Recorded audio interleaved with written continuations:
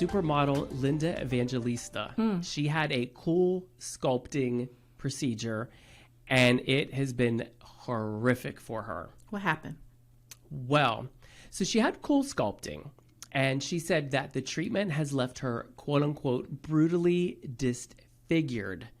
And she's been in hiding for 5 years because of the damage that has done to her. She says that it has left fat pockets all over her body. And she released a photo where she had, I don't know if it was a tank or a cami top with sort of a sweater shawl type thing. And she had her arm kind of out, and you could see a big lump of, I'll call it a fat pocket because that's what she was calling it. You know, like I guess they call that like side boob or something. It looked like back fat. It was. I mean, here's the thing though.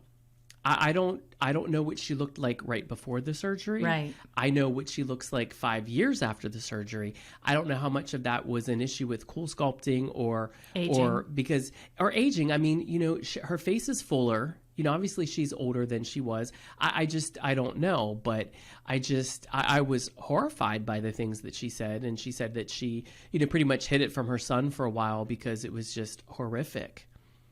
Well, I looked into Cool Sculpting because the the guy who does my Botox, he also offers it, and I've seen it around or whatever, and I was interested in it. And I guess that for 1% of people who do it, there is an adverse reaction where instead of diminishing the fat or freezing it until it dies, I don't know, it does the opposite. So it gets really thick and it expands. And that sounds horrible. And I guess Linda Evangelista had 2 surgeries to sort of fix it, revise it, but those didn't work. And she's suing for $50 million saying she can't work anymore and that her peers are getting all kinds of work. And I hope that's true because these women are in their 50s and they're still walking runways. I love to hear it, but now she can't work because her body is misshapen, I guess. And it's thrown her into a world of depression and just super upset. Let's talk. I once watched Oprah. Well, I watched every single Oprah, but I once watched an Oprah show where Oprah was talking to beautiful women who were aging.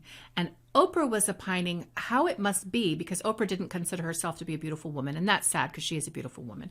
But she was saying, aging is just fine. It's not like I am mourning the loss of some great beauty that I had in my youth. I'm just getting older. I look like myself. It's fine. I can't imagine what it's like for a really beautiful woman like a Christy Brinkley or a Cindy Crawford to start dealing with diminishing returns around age. It's got to be hard. And so she interviewed a bunch of women who were dealing with that, and they were talking about what a real loss it is. Because they attach their identity so deeply to their beauty, it becomes who it is that they are. And with beauty is power. And I will just tell you, because when I was in my youth, I was a pretty little lady from time to time. And you're 25. Right. Well, I'm just saying, the vibe, you could feel it, and men just get stupid around a really beautiful woman and will do anything for it. There is you can feel the power of it. When you hit your 40s, 50s, 60s, that just starts to go away. And all of a sudden you have to reconcile life without that power and invisibility. Like people, women and men who would see you before and stop and stare or want to talk to you or just be drawn to you suddenly can't see you anymore because you're just getting older. You're becoming like one of them or just anybody else. And that's got to be a really big hit for somebody like Linda Evangelista. She's 56 years old, so she's already dealing with that. But she had a career, it sounds like. She was still working, but now she gets a surgery so that she can probably maintain a youthful figure. It backfires, it's worse than ever, and it's compounding the issue that she has to deal with, which is you're getting older. Yeah. So my question is, if I may, yes, this is bad. Yes, this is wrong. Maybe you have a case. I don't know if you had to sign a waiver and you were made aware of the risk of this. Yeah, absolutely. Before you get procedures like that. Yeah. So, she probably signed a waiver. She probably was aware of this. But maybe, so yes, you can deal with that, but are you dealing with the issue of who you are? Who you are as an embodied person, getting older. You don't lose value just because your beauty changes. It just changes. You're the same. And that's just the issue I think so many of us are dealing with.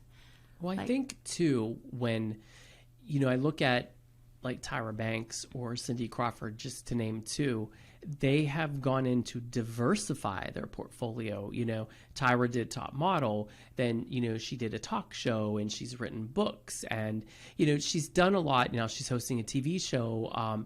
You know, you look at Cindy Crawford, who, you know, does skincare, and she also reps Rooms to Go. Mm-hmm. And I feel like, you know, Christy Brinkley, she does some anti-aging pen. I just saw her on Instagram, like, yeah, she's all over erasing her Instagram. wrinkles. Yeah. Like, what are you doing? What are you doing? Yeah. There's no editing going on in those photos. Right. Of course not. But I feel like, you know, you need to come up with another way to make money and not bank just on your face, because inevitably we all change. But unfortunately, women are held to these unrealistic standards than men are. And, you know, everyone says, oh, men age gracefully when they go gray, or they get wrinkled, they look more distinguished.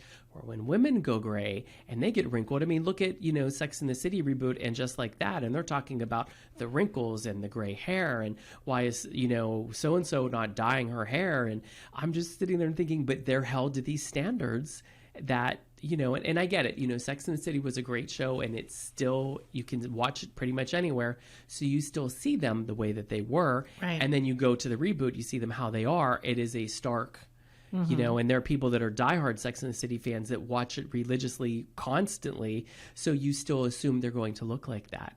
And I feel it's just, it's harder on women. Who is assuming they're still going to look like that? I mean, it came out in the late 90s, early aughts. We are now in 2022. Are we really, like, is that how fake reality is to people? Like, you're going to assume they're going to show up when they're in their 50s, doing everything that they can to look like they did in 2000? That's nuts to me. What's wrong with us as a society?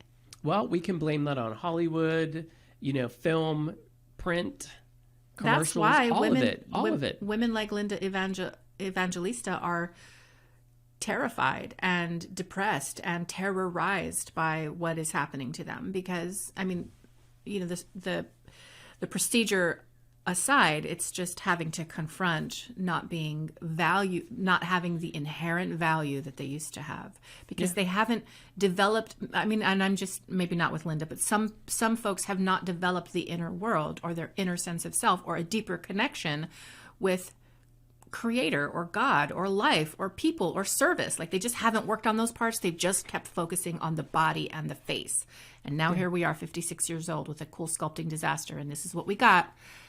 And it's sad.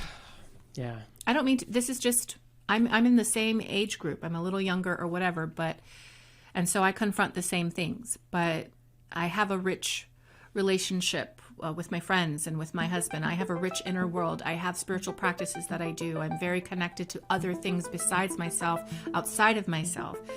And I think that's really important. And I'll just leave it at that. Absolutely.